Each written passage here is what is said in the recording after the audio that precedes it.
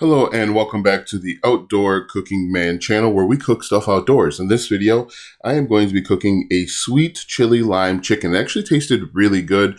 I'm going to have a complete list of the ingredients that I used in the description. It'll be the first link in the description if you want to check that out. You can see I'm doing a little time lapse here. This video took probably about 45 minutes total. I always like to give the weather. It was about, 35, 40 degrees, so not too bad. This recipe called for sweet chili sauce, soy sauce, mirin, orange juice, orange marmalade, lime juice, brown sugar, garlic, and then of course the chicken that you see there. You can also include sesame seeds, but like I said, the complete recipe is in or will be in the description. Now what I did is I actually marinated these 4 giant chicken breasts for about a half an hour. The longer the better. It lets it sink in, lets it, infuse and taste even better. I also separated, actually I made another batch of this marinade and I set it aside, and we actually mixed it in with rice. It tasted really good. So this actually tastes kind of like an Asian dish is probably the best way to describe it. And like I said, what I recommend that you do is create another batch of the marinade, set it aside, and then you can put it over fried rice. But you can see here, like I said, it takes probably about 45 minutes. And what I wound up doing, because these chicken breasts were so big, and you'll see this later on in the video, I actually wound up cutting them multiple times so that I ensure that they cook. I also tried to make sure that the sauce was spread evenly over the cook. And you'll see here, I just keep trying to make sure that sauce gets in there. Now, what you're going to see in this video, obviously, you're going to see that it's cooking and smoking. Again, it was about 35 to 40 degrees, which always has an impact on how long it takes to cook. I am out here in Wisconsin, so it usually takes a little bit longer. Real simple cook. You just mix the ingredients together that I just listed off, put it in a Ziploc bag, let it marinate, the longer the better, and then you cut it. And you can actually do this with any type of chicken. I just happen to like chicken breasts because it's easier to cut up for me and the family. The kids actually really liked it. They like Asian tasting food. You can see that flip there. They like Asian tasting food.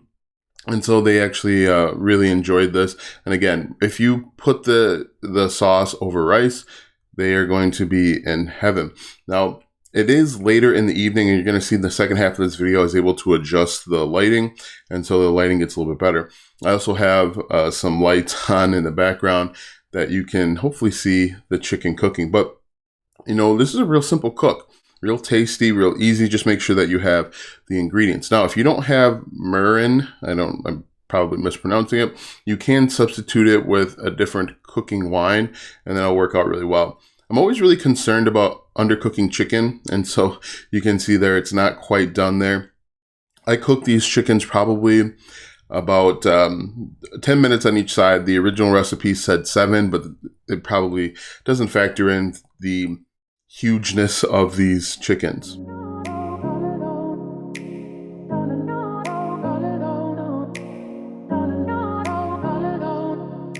And here is my disclaimer that I add to every single video. I am not a professional cook, so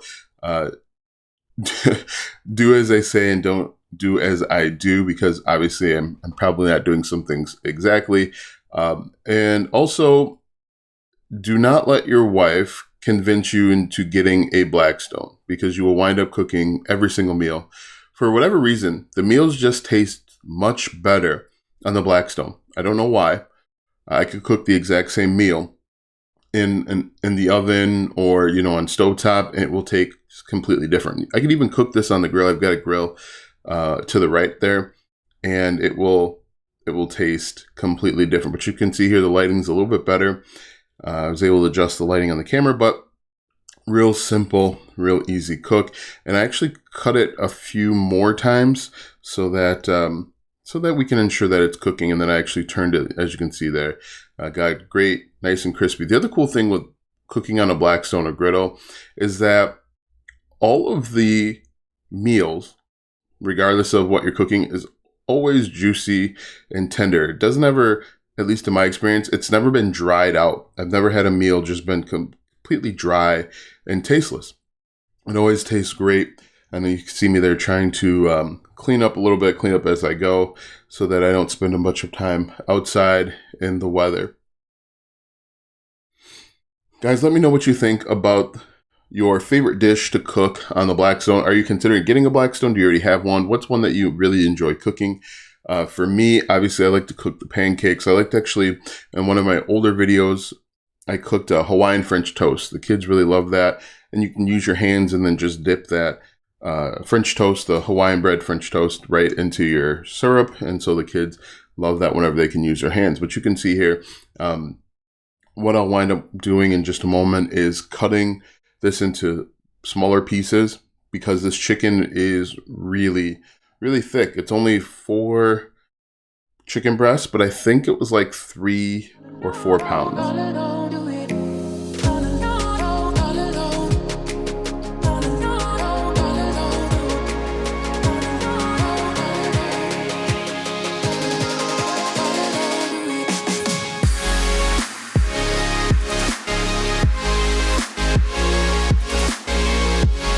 All right, so as you can see here, I'm cutting it again. Just make sure that everything is thoroughly cooked. Obviously don't want anybody getting sick, especially kids. You don't want kids to get sick because kids are a pain to take care of when they're sick.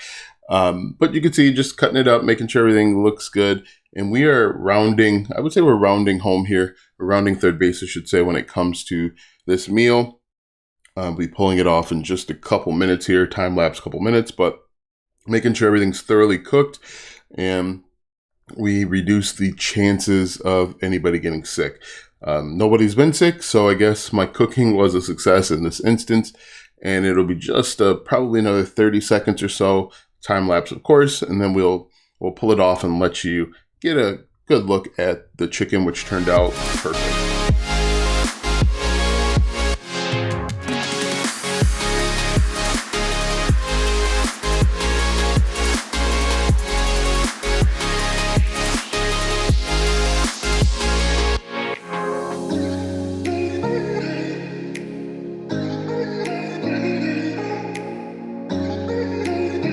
Some would probably say that I even left it on too long, but I don't want to take any chances when it comes to chicken and kids getting sick. But you can see here, I'm about to pull it off right now, and I'm going to stop the time lapse so that you can see what this looks like in real time. It tasted amazing. This might be a go-to meal anytime my kids are looking for like an Asian type of meal. You can see I just stopped the time lapse, and there you go. Try to tilt it just enough so that the chicken doesn't actually fall off.